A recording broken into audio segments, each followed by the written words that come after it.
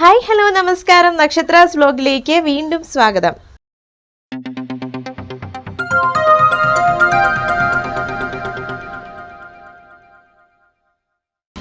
ഇന്ന് നമ്മൾ പറയുന്നത് പ്രധാനമായും രണ്ട് ബിസിനസ്സുകളെ കുറിച്ചാണ്. അതിലൊന്നാണ് ഹെർബൽ പ്രോഡക്ട്സ്.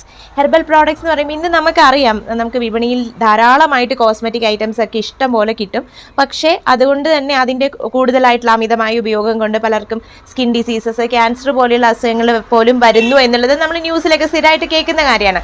അതുകൊണ്ട് തന്നെ ഇന്നത്തെ ഒരു തലമുറ എന്ന് പറയുന്നത് തീർച്ചയായിട്ടും ഹെർബൽ പ്രോഡക്ട്സിലേക്ക് നീങ്ങുന്നുണ്ട്, അല്ലെങ്കിൽ അത് അന്വേഷിച്ച് കണ്ടുപിടിച്ച് ഉപയോഗിക്കുന്ന ഒരു സിറ്റുവേഷനിലേക്ക് എത്തുന്നുണ്ട്. അതുകൊണ്ട് തന്നെ ഹെർബൽ ഐറ്റംസ്, ഇപ്പം ഹെയർ ഓയിൽ ആയിക്കോട്ടെ, ഹെയർ ഡൈ ആയിക്കോട്ടെ, ക്രീമുകളായിക്കോട്ടെ, അതേപോലെ മോയ്സ്ചറൈസിങ് ക്രീം, കാല് വിണ്ടു കീറുന്നതിനുള്ള ഓയിൽ അല്ലെങ്കിൽ ക്രീം, അതേപോലെ നമ്മുടെ കണ്ണിന് താഴെ കറുപ്പ് വരുമ്പോഴത്തേക്ക് അത് മാറാൻ വേണ്ടിയിട്ടുള്ള ഹെർബൽ ആയിട്ടുള്ള ഏറ്റവും നാച്ചുറൽ ആയിട്ട് നമ്മളൊരു വേറെ കെമിക്കൽസ് ഒന്നും ചേർക്കാതെ വളരെ നല്ല രീതിയിൽ അത് പ്രിപ്പയർ ചെയ്ത് കഴിഞ്ഞാൽ തീർച്ചയായിട്ടും അതിന് ഫലവും ലഭിക്കും അല്ലേ. അപ്പോൾ അങ്ങനെ ഫലം ലഭിക്കുന്ന ഉൽപ്പന്നങ്ങൾ നമ്മൾ ഉണ്ടാക്കി കഴിഞ്ഞാൽ നമ്മളെ കസ്റ്റമേഴ്സ് തേടി വരുന്ന ഒരു അവസ്ഥയുണ്ടാവും. അത് സോപ്പുകൾ പോലും, സോപ്പും ഷാമ്പുവും അങ്ങനെ ഇഷ്ടം പോലെ കോസ്മെറ്റിക് പ്രോഡക്ട്സ് നമുക്ക് വിപണിയിൽ ലഭിക്കുന്ന അതേ ഉൽപ്പന്നങ്ങൾ തന്നെ നമുക്ക് ഹെർബലായിട്ട് കുറച്ചുകൂടി നാച്ചുറലായിട്ട് ചെയ്ത് നമുക്ക് കസ്റ്റമേഴ്സിനെ തീർച്ചയായിട്ടും അട്രാക്ട് ചെയ്യാവുന്നതാണ്. വളരെ നല്ലൊരു ബിസിനസ്സാണിത്. മറ്റൊരു ബിസിനസ് എന്ന് പറയുന്നത് ഫുഡ് ബിസിനസ്സാണ്. ഭക്ഷണത്തിൻ്റെ കാര്യത്തിലേക്ക് വരുമ്പോഴത്തേക്കും നമുക്കറിയാം, ഏറ്റവും ശുദ്ധമായതും ഏറ്റവും നല്ല രീതിയിൽ രുചികരമായിട്ട് ചെയ്തു കൊടുത്തിട്ടുണ്ടെങ്കിൽ കസ്റ്റമേഴ്സ് നമ്മളെ തേടി വരും എന്നുള്ളത് ഉറപ്പായിട്ടുള്ള കാര്യമാണ്. അതുകൊണ്ട് തന്നെ ഫുഡ് ഇൻഡസ്ട്രി എന്ന് പറയുന്നത് ഒരിക്കലും താഴെ പോകാത്തൊരു മേഖലയാണ്. ഭക്ഷണ മേഖലയുമായിട്ട് ബന്ധപ്പെട്ട് ബിസിനസ്സിലേക്ക് വരുമ്പോഴേക്കും നമ്മുടെ നാട്ടിലിപ്പോൾ സുലഭമായിട്ട് കണ്ടുവരുന്നതാണ് അറേബ്യൻ, ചൈനീസ് അല്ലെങ്കിൽ ആഫ്രിക്കൻ ഫുഡ്. നമ്മുടെ നൊസ്റ്റാൾജിക് ആയിട്ടുള്ള കഞ്ഞിയും പയറും ചമ്മന്തിയും ഒക്കെ നമ്മൾ ധാരാളമായിട്ട് ഇപ്പോൾ എല്ലായിടത്തും ലഭിക്കുന്ന കാര്യമാണ്. ഇങ്ങനെയുള്ള ഒരു രീതിയാണ് ഇപ്പോൾ തുടർന്ന് വരുന്നത്. അറേബ്യൻ ഫുഡ് എന്ന് പറയുമ്പോഴത്തേക്ക് ഇപ്പം കുഴിമന്തി മാത്രം കൊടുക്കുന്ന റെസ്റ്റോറൻറ്റ്സ്, അങ്ങനെ അൽഫാം അല്ലെങ്കിൽ ബാർബിക്യൂ എന്ന് പേര് തന്നെ ബാർബിക്യൂ എന്നിട്ടിട്ടുള്ള റെസ്റ്റോറൻറ്റ്സ് ഒക്കെയാണ് നമ്മളിപ്പോൾ കണ്ടുവരുന്നത്. നമ്മൾ ശരിക്കും ആ ഒരു റെസ്റ്റോറൻറ്റിൻ്റെ പേരിടുന്നതിന് പോലും ആ ഒരു സ്റ്റൈലും രീതിയൊക്കെ വന്നു കഴിഞ്ഞു. ഇപ്പം നമ്മൾ അറേബ്യൻ സ്റ്റൈലിലാണെങ്കിൽ അറേബ്യൻ രീതിയിൽ ലിപികളിൽ എഴുതുക, അല്ലെങ്കിൽ ആഫ്രിക്കൻ ഫുഡാണെങ്കിൽ ആ ഒരു സ്റ്റൈലിൽ, അങ്ങനെ ഇപ്പം തട്ടുകട, പഴങ്കഞ്ഞിക്കട അങ്ങനെയുള്ളൊരു രീതികളിലേക്കൊക്കെയാണ് നമ്മളിപ്പം സ്ഥിരമായിട്ട് ഇത് കാണുന്ന ഒരു രീതി ഇങ്ങനെയാണ്. ഇതിൽ നിന്നൊന്ന് മാറി ചിന്തിക്കുന്ന ഒരു കാര്യം അധികം വന്നിട്ടില്ലാത്ത ഒരു കാര്യമാണ് ഞാനിപ്പോൾ പറയുന്നത്. നമ്മൾ വിദേശ രാജ്യങ്ങളിൽ നിന്നൊക്കെയുള്ള പല രീതിയിലുള്ള ഭക്ഷണ സാധനങ്ങളും നമ്മുടെ നാട്ടിൽ പരീക്ഷിച്ചിട്ടുണ്ട്. എന്നാൽ നമ്മളൊന്ന് ചിന്തിച്ച് നോക്കിയാൽ നമ്മുടെ ഭാരതം എന്ന് പറയുന്നത് വൈവിധ്യങ്ങളുടെ ഒരു പ്രദേശമാണ് അല്ലേ. നമ്മൾ ഓരോ സംസ്ഥാനങ്ങളിലൂടെ സഞ്ചരിക്കുമ്പോഴും ഓരോ തരത്തിലുള്ള രുചികരമായ ഭക്ഷണ സംസ്കാരം നമുക്ക് കാണാൻ പറ്റും. നമ്മുടെ കേരളത്തിൽ തന്നെ പല ജില്ലകളിലും പല രീതിയിലുള്ള ഭക്ഷണമാണ് നമുക്ക് ലഭിക്കുന്നത്. അപ്പം മലയാളികൾക്ക് പൊതുവായിട്ടുള്ളൊരു ചിന്തയുണ്ട്, നമ്മുടെ കേരളത്തിലെ ഭക്ഷണമാണ് ഏറ്റവും നല്ല ഭക്ഷണം, മലയാളികളുടെ കപ്പയും മീനും അല്ലെങ്കിൽ കഞ്ഞിയും ഒക്കെയാണ് ഏറ്റവും നല്ലത്, നമ്മുടെ സാമ്പാറും മോരും ഒക്കെയാണ് നല്ലത് എന്നുള്ളൊരു ചിന്തയുണ്ട്. തീർച്ചയായിട്ടും നല്ലത് തന്നെയാണ്, ഏറ്റവും രുചികരമായ ഭക്ഷണമാണ് നമ്മൾ ചെയ്യുന്നത്. എങ്കിലും നമ്മളൊരു നോർത്ത് ഇന്ത്യൻ സൈഡിലേക്കൊക്കെ ഒന്ന് പോയി കഴിയുമ്പോഴത്തേക്കും നമുക്കറിയാൻ പറ്റും, പല നാടുകളിലും സഞ്ചരിച്ച് കഴിയുമ്പോൾ ആ നോർത്ത് ഇന്ത്യൻ സൈഡിൽ നിന്ന് വളരെ ഹെൽത്തി ആയിട്ടുള്ള, വളരെ ട്രഡീഷണൽ ആയിട്ടുള്ള, എന്നാൽ ഏറ്റവും രുചികരമായിട്ടുള്ള പല ഭക്ഷണ സാധനങ്ങളും നമുക്ക് കണ്ടെത്താൻ കഴിയും.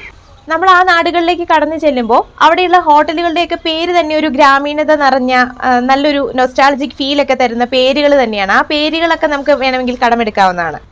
ഈ ഒരു ബിസിനസ് ഐഡിയയുടെ പ്രധാന ഘടകവും അത് തന്നെയാണ്. നമ്മൾ ആ നാട്ടിലെ പേരുകളൊക്കെ കടമെടുത്തുകൊണ്ട് നമ്മൾ പുതിയതായിട്ട് ആരംഭിക്കുന്ന ഫുഡ് ബിസിനസ്സിന് ഉദാഹരണമായിട്ട് പഞ്ചാബി ധാബ, ഡൽഹി ദർബാർ എന്നൊക്കെ പേര് കൊടുത്ത് ആ ഒരു അറ്റ്മോസ്ഫിയറും കൂടെ ക്രിയേറ്റ് ചെയ്യണം. അങ്ങനെ ജസ്റ്റ് പേരിട്ടത് കൊണ്ട് മാത്രം കാര്യമില്ല. ഇപ്പോൾ പഞ്ചാബി ധാബ എന്ന് പറയുമ്പോഴത്തേക്ക് അതിനൊരു പ്രത്യേക രീതിയിലുള്ള അറ്റ്മോസ്ഫിയറാണ്. ഡൽഹി ദർബാർ എന്ന് പറയുമ്പോഴത്തേക്കും അവിടുത്തെ ഒരു അറ്റ്മോസ്ഫിയർ എന്ന് പറഞ്ഞാൽ ഭയങ്കര വ്യത്യസ്തമാണ്. അതായത് ഒരു ഗസൽ സംഗീതം, ആ ഒരു ബാക്ക്ഗ്രൗണ്ടും അതുപോലെ ഊതിൻ്റെയും അത്തറിൻ്റെയും മണവും ആ ഒരു പ്രത്യേക തരത്തിലുള്ള വെളിച്ചങ്ങളും, അങ്ങോട്ട് കയറി ചെല്ലുന്ന ഒരു വ്യക്തി എത്ര വിശപ്പില്ലാത്തവനാണെങ്കിലും അവിടുന്ന് വളരെ നല്ല രീതിയിൽ ഭക്ഷണം കഴിക്കുന്ന, വയറ് നിറച്ച് മനസ്സ് നിറച്ച് ഭക്ഷണം കഴിക്കുന്ന ഒരു രീതിയൊക്കെ ഉണ്ട്. അപ്പോൾ ആ രീതിയിലുള്ളൊരു സ്റ്റൈല് നമ്മുടെ നാട്ടിൽ അധികം കണ്ടിട്ടില്ല. അപ്പോൾ അങ്ങനെയുള്ളൊരു ബിസിനസ് രീതിയെക്കുറിച്ച് നമുക്ക് ചിന്തിക്കാവുന്നതാണ്. ഈ പഞ്ചാബി ധാബയിലേക്ക് വരികയാണെന്നുണ്ടെങ്കിൽ ഈ ഡൽഹി ദർബാറിൽ നിന്നും തികച്ചും വ്യത്യസ്തമായിട്ടുള്ളൊരു അറ്റ്മോസ്ഫിയറാണ് അവിടെ ഉള്ളത്. അതായത് ഓപ്പൺ സ്പേസ്, ശരിക്കും ഇരിക്കാൻ വേണ്ടിയിട്ടൊക്കെ കയറ് കൊണ്ട് വരിഞ്ഞ കട്ടിലും അങ്ങനത്തെ ഒരു രീതിയാണ്. വളരെ ട്രഡീഷണൽ ആയിട്ടുള്ളൊരു രീതിയിലാണ് അവർ ചെയ്യുന്നത്. നമ്മളിപ്പോൾ നമ്മുടെ കേരളത്തിലെ തട്ടുകടകൾക്കൊക്കെ പുല്ലുമേഞ്ഞ ഒരു കുടില് പോലെയും അതുപോലെ മുള കൊണ്ട് നിർമ്മിച്ച കസേരകളും ഇരിപ്പിടങ്ങളും ഒക്കെ ഉണ്ടാക്കുന്ന അതേ ഒരു സ്റ്റൈലിൽ നിന്ന് വ്യത്യസ്തമായിട്ടൊരു രീതിയാണ് അവർ ചെയ്യുന്നത്. അപ്പോൾ ഈ ഒരു ഐഡിയാസ് ഒക്കെ നമ്മുടെ ബിസിനസ്സിലേക്ക് ഒന്ന് കൊണ്ടുവന്ന് കഴിഞ്ഞിട്ടുണ്ടെങ്കിൽ നല്ല രീതിയിൽ നമ്മുടെ നാട്ടിൽ ഈ ഒരു ഫുഡ് ബിസിനസ് വിജയിപ്പിക്കാവുന്നതാണ്. അതുപോലെ തന്നെയാണ് ഹൈദരാബാദി ബിരിയാണി. നമ്മുടെ കേരളത്തിൽ ശരിക്കും പറഞ്ഞാൽ ഹൈദരാബാദി ബിരിയാണിയുടെ ടേസ്റ്റുള്ള ആ ഒരു ബിരിയാണി കിട്ടുന്നില്ല എന്ന് തന്നെ പറയാം. നമ്മൾ സാധാരണ കഴിച്ചിട്ടുള്ള ഒരു ബിരിയാണി പോലെയൊന്നുമല്ല. കഴിച്ചിട്ടുള്ളവർക്ക് വ്യക്തമായിട്ടത് മനസ്സിലാവും. ഹൈദരാബാദി ബിരിയാണിക്ക് വേണമെങ്കിൽ നമുക്ക് ബിരിയാണികളുടെ രാജാവെന്ന് പോലും പേര് കൊടുക്കാം. അത്രയും രുചികരമായിട്ടുള്ളതാണ്. നമ്മുടെ നാട്ടിലത് കിട്ടാനില്ല ആ ഒരു ടേസ്റ്റിൽ. അപ്പോൾ ആ ഒരു ടേസ്റ്റും കാര്യങ്ങളും അതേപോലെ നമുക്ക് നമ്മുടെ നാട്ടിലേക്കും കൊണ്ടുവരാവുന്നതാണ്. അപ്പോൾ ഇന്ന് നമ്മൾ സ്ഥിരമായി കാണുന്ന ആ ഒരു പേരുകളിൽ നിന്ന് മൾട്ടി ക്യൂസൈൻ അല്ലെങ്കിൽ അൽഫാം, ബാബിക്യൂ ഇങ്ങനെയുള്ള സ്ഥിരമായിട്ടുള്ള പേരുകളിൽ നിന്ന് മാറ്റിക്കൊണ്ട് നമ്മൾ ആ പഞ്ചാബി ദാബ, ഡൽഹി ദർബാർ എന്ന ഹൈദരാബാദി ദം ബിരിയാണി എന്നൊക്കെയുള്ള ആ പേരുകൾ തന്നെ നമുക്ക് സ്വീകരിച്ചുകൊണ്ട് അത് ചെയ്യുമ്പോൾ അതേ രീതിയിൽ തന്നെ ആ ഫുഡിനും അതേപോലെ ആ ഒരു രുചിയും ആ ഒരു ട്രഡീഷനും നമ്മൾ കൊണ്ടുവരാനായിട്ട് ശ്രമിക്കണം. പഞ്ചാബി ദാബ എന്ന പേര് വെച്ചിട്ട് നമ്മൾ നമ്മുടെ എന്താ പറയുക AC റൂമിനകത്തിരുന്ന് നമ്മുടെ ചോറും കറികളും അല്ലെങ്കിൽ കോഴിക്കോടൻ ബിരിയാണി അവിടെ കൊടുത്തിട്ട് കാര്യമില്ല. അതേ ട്രഡീഷൻ അതേ രീതിയിൽ തന്നെ നമുക്ക് ചെയ്യാൻ സാധിച്ചാൽ തീർച്ചയായിട്ടും ആ ഒരു അറ്റ്മോസ്ഫിയർ നമ്മൾ ക്രിയേറ്റ് ചെയ്ത് ഇവിടെ കൊണ്ടുവന്നു കഴിഞ്ഞാൽ വിദേശങ്ങളിൽ നിന്ന് പോലും പല സ്ഥലങ്ങളിൽ നിന്നും ആളുകൾ അവിടേക്ക് ഒഴുകിയെത്തുന്ന ഒരു സാഹചര്യം ഉണ്ടാവും. ഇത് പറയാനുള്ള കാര്യം എന്താണെന്ന് വെച്ചാൽ കഴിഞ്ഞ ദിവസം നമ്മൾ എറണാകുളത്ത് പോയപ്പോഴുണ്ടായ ഒരു അനുഭവം കൊണ്ടാണ്. അവിടെ പഞ്ചാബി ദാബ എന്ന് പറഞ്ഞ് വലിയൊരു ബോർഡ് കണ്ടപ്പോഴത്തേക്കും നമ്മൾ അവിടേക്കൊന്ന് കടന്നു ചെന്നപ്പോഴേക്കും അവിടെ ശരിക്കും പറഞ്ഞാൽ ഫുള്ള് AC ഒക്കെ ആയിട്ട് ഒരു വലിയൊരു റെസ്റ്റോറൻറ്റ് സെറ്റപ്പ് തന്നെയാണ് നമുക്ക് അവിടെ കിട്ടിയത്. അല്ലാതെ പഞ്ചാബി ദാബയുടെ ഫീല് കിട്ടിയില്ല. അതുപോലെ ഫുഡ് കഴിച്ചപ്പോഴും ആ ഒരു ഫീലും ആ ഒരു ടേസ്റ്റും നമുക്ക് അനുഭവിക്കാൻ കഴിഞ്ഞില്ല.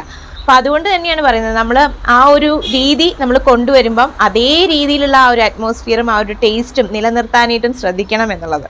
ഇന്ന് നമ്മൾ സംസാരിച്ച 2 ബിസിനസ്സുകളും ഇന്നത്തെ കാലഘട്ടത്തിന് ഏറ്റവും അത്യാവശ്യമുള്ള കാര്യങ്ങൾ തന്നെയാണ്. ഈ ഏത് ബിസിനസ് നിങ്ങൾ തിരഞ്ഞെടുത്താലും അത് ചെയ്യുന്നതിന് മുമ്പായിട്ട് അതിലേക്ക് നന്നായി ഒന്ന് ആഴത്തിലിറങ്ങി ആഴത്തിലും പരപ്പിലും പഠിച്ച് മനസ്സിലാക്കി വളരെ പ്ലാനിങ്ങോടുകൂടി അത് ചെയ്തു കഴിഞ്ഞാൽ തീർച്ചയായിട്ടും നിങ്ങൾക്ക് ഈ ബിസിനസ്സിൽ വിജയിക്കാൻ സാധിക്കും. ഇനിയും പുതിയ ബിസിനസ് ഐഡിയകളുമായി വീണ്ടും കാണാം. Thank you so much.